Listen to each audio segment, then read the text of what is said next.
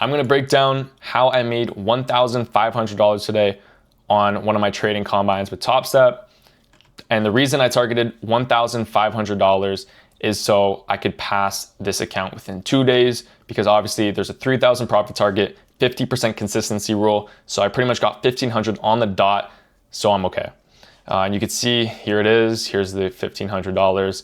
And I copy traded 2 accounts because I accidentally already passed 3 accounts. I thought I was copy trading all 5. They were only copy trading 3. Here's one of the accounts we passed waiting for me to activate. But I'm waiting to pass these 2 so then I could start all 5 at the same time. So I'm copy trading pretty much 250,000 in capital instead of 150. And that means I could request up to 5,000 per account. So that's an extra 10,000 if I add the other 2 if I reach that goal. So that's kind of why I only have 2 trading accounts right now, but just want to let you guys know. But let's get into it. So let's break down the trade, and it was on NQ. So I've been getting into futures a bit, and my strategy has been really, really good for futures as well. I'm kind of now focusing swing trading on the Forex side, being very selective, maybe 1-2 trades a week, very nice setups, go heavy on those. It's been doing really good. And then also focusing on some intraday setups for NQ, and my gold key levels have been really playing well as well. So anyways, let's break down what I saw to take this trade. I was waiting for the liquidity on the bottom to get hit. So I had these 2 zones marked out here. I wanted to see how price would react. We have this zone that I had marked out here, and then we had this zone here. So there's 2 different zones. This one was the first liquidity zone I was looking for, and this one was a tap in to a fair value gap. So you could see we didn't quite tap into the fair value gap there, so that doesn't count. But we did take out, where were we? If we go back to here, this was the liquidity I was looking at. We did take it out and we had a nice reaction off it. So what I wanted to wait for was, the trade was right here. So we took out liquidity. What I am gonna wait for was, another thing to keep in mind is, guys, you have to remember, Nasdaq had, if we look at this, had pretty much just a straight push down. If we take out the ruler tool, almost 164 points without any sort of buyers that were stepping in. So if we really analyze this, I was expecting some sort of buying pressure to coop up, especially after a major liquidity level got taken out. Why? Because everything has to move in waves. The market doesn't just dump unless there's some crazy news events. It has to recover at some point and continue the market trend. So I was waiting for that recoup to a little minor liquidity level, which I'll show you what I was targeting, but let's get into why I entered this. So boom, I like to keep these lines drawn out here because that way I know obviously when a major level gets taken out. So I'm waiting for a reaction, waiting. It's looking like here during live price action that we are actually gonna come towards this next key zone that I marked out here.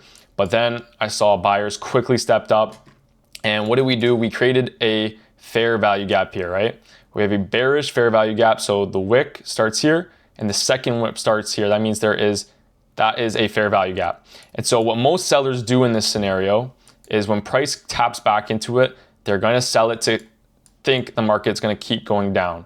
So what I waited for was, I noticed, well, we're on a key zone, a key liquidity level.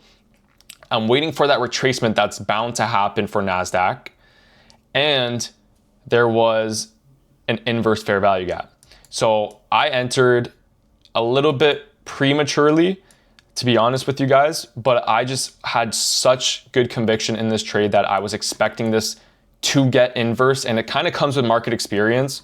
So let's say, for example, this here, you could see it did not fully inverse this fair value gap.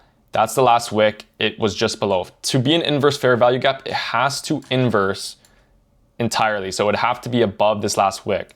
So technically that was not a proper inverse, but then I saw this momentum here. We were kind of holding above it, and I believe maybe halfway, like 30 seconds into this candle, I got in right about here. Stop loss was at the body of this candle. Could have been even higher stop loss, but that was already about 10 points at the body. So about 10 points is a good enough stop loss. So I decided to do the body there. What was I targeting? Well, I noticed again, so we inversed this fair value gap on the close. I was making sure that we did get an inverse. So obviously when this closed, beautiful, we finally inversed. That just made me 10 times more confident. So I went heavy on this position, which is why, again, this was a beautiful setup, which is why I go in heavy on these A+ setups, so I could just get my combines out the way. Then for my expresses, obviously I toned down the risk a notch. So anyways, what was I targeting? You could see what happened. So think of this as a seller mindset. When your fair value gap that you're expecting to continue these orders to then sell gets inversed, that means it's a no longer fair value gap. So all these sellers are now, buying back their orders, getting out of their position, which is generating all this run to the upside. So that is what made this position super strong, right? So we closed right here on this close, maybe super confident. We inverse this fair value gap, and that means I pretty much targeted the EMA, but this would be the proper target. So I was pretty much looking for, if I looked on the 5-minute, we had a clear fair value gap that was untapped. So good price targets as well can be untapped, higher time frame fair value gaps, the 5-minute, the 15-minute, whatever, 30-minute. So I noticed the first one was going to be the 5-minute here. So if we mark out this wick where it touches, it starts this 5-minute fair value gap. That is bearish. Let's take a look. Going back to our level, price taps in and we start to have a retracement. So I drew out this. This also made me more confident in my position. We created a beautiful, healthy, bullish fair value gap. So that makes me more confident because obviously I am with the buyers in this situation. So I saw that. I was confident to hold all the way to about the EMA. I personally like the EMA. You could see price tends to respect it over time.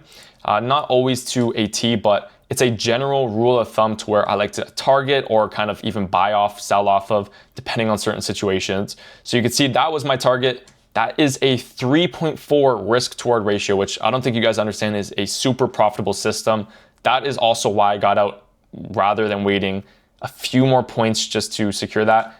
I had my profit target as well done for the day. So to me, this was good enough. But you could have targeted the 5-minute unfilled fair value gap. You could see it did respect this, right? If I draw this out, started to respect it. Then it held the 1-minute fair value gap to then have a little bit more of a push, but then it was choppy afterwards. So usually I look for those 1-2 very nice setups throughout the day, caught this with size, got my 1500 secured. Another cool thing I want to show you guys is I also called out, you can see my gold chart looks insane. I have so much key zones, but they respect them very well. I called out this beautiful swing trade here on gold after we broke this key zone under EMA. Played out for, I was looking for about a 2.3 RR, but it played for a 4+ RR. I sent that out to my mentorship community on our weekly call. So some people executed and caught that, which is pretty cool as well. But yeah, I'm live trading this pretty much every single day in front of my mentorship community, where I also give a ton of recaps, making sure everyone understands, weekly calls, and have my full training systems in depth, and where we do one-on-one calls. If you're interested in that, that is the first link of the description down below, where I'm really helping my students leverage these funded accounts, where a couple of my students have got multiple thousands of dollars of payouts, multiple fundeds passed. So that is obviously my goal with helping you guys. But hopefully you learned something new today. I don't want to over digest you with information, but yeah, beautiful trade. I like these one and done for the day. Very clean setup.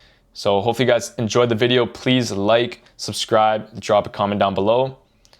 Looking forward to the next one. I'm going to be posting a lot more on my extended second account as well, giving you a bunch more trading value rather than the lifestyle content. So make sure you check out my, my main page as well, Luke Bianco. That's going to be more lifestyle. Then this is going to have a lot more trading value. So perfect mix for you guys.